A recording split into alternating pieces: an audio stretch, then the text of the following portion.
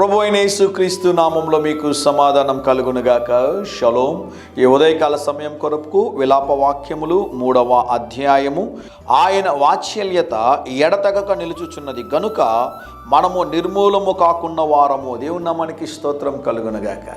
అనేక సందర్భాల్లో అనేక మంది నన్ను కలిసినప్పుడు, అయ్యా నేను దేవునికి ఇష్టం లేని కార్యాలు చేశాను, దేవునికి ఇష్టం లేనటువంటి జీవితాన్ని జీవించాను, దేవుని హృదయాన్ని గాయపరిచాను, దేవునికి దూరం అయిపోయాను, లోకానుసారమైన జీవితాన్ని కలిగి ఉన్నాను, భయంకరమైనటువంటి వ్యభిచారంలో, తాగుడులో, జూదంలో, మోసములో నా జీవితం ఉన్నటువంటి సందర్భంలో దేవుడు నన్ను శిక్షించక, దేవుడు నన్ను నిత్య నరకములోనికి త్రోసివేయక, ఆయన ఉచితమైన కృప ద్వారా దేవుని యొక్క సువార్తను నాకు అందించి దైవజనుల ద్వారా నన్ను రక్షించాడు. ఈరోజు నేను దేవుని సేవ చేస్తున్నానయ్యా అని నాతో అనేక మంది తెలియజేసినప్పుడు నిజముగా వారిని బట్టి ప్రభు నేను ఎంతగానో స్తుతించాను. ఎందుకు ఈ మాట చెప్తున్నానంటే ప్రియులరా, మన దేవుడు ప్రేమ కలిగిన దేవుడు, మన దేవుడు జాలి కలిగిన దేవుడు, ఆయన వాత్సల్యత కలిగినటువంటి దేవుడు.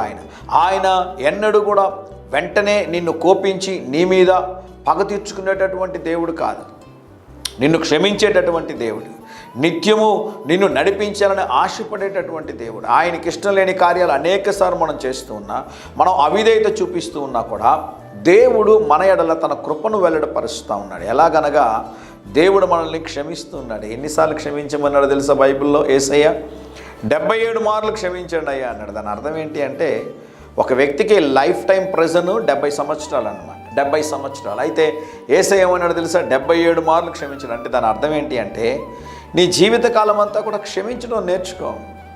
పరలోక ప్రార్థనలు దేవుడు మనకు తెలియజేస్తున్న మాట, నేను మిమ్మును క్షమించిన ప్రకారము మీరు మీ ఎడల ఎవరైతే అపరాధములు చేశారో వారిని క్షమించండి అంటాడు. ఈ ఉదయకాల సమయంలో ఆ ప్రేమ కలిగిన జాలి కలిగిన దేవుడు నీకు తోడై ఉండి మీరు తలపెట్టే కార్యములన్నిటిలో మీకు జయమును అనుగ్రహించునుగాక. ప్రియ పరలోకపు తండ్రి, ఈ దినం నాయన మా ప్రియులు తలపెట్టే కార్యం అంతట్లో జయమును అనుగ్రహించండి. అవును ప్రభువా, ఎప్పుడో నిత్య నరకానికి వెళ్ళవలసిన మా అందరి ఎడల మీరు వాత్సల్యతను చూపించి నీ కృపను, నీ కనికరమును మా ఎడల వెల్లడిపరచి ప్రభువా మమ్మల్ని కాపాడుతూ నడిపిస్తున్నందుకు స్తోత్రం స్తోత్రం నాయన. ముందున్న సమయం దీవెనకరంగా చేయమని యేసు నామములో ప్రార్థిస్తున్నాము తండ్రి.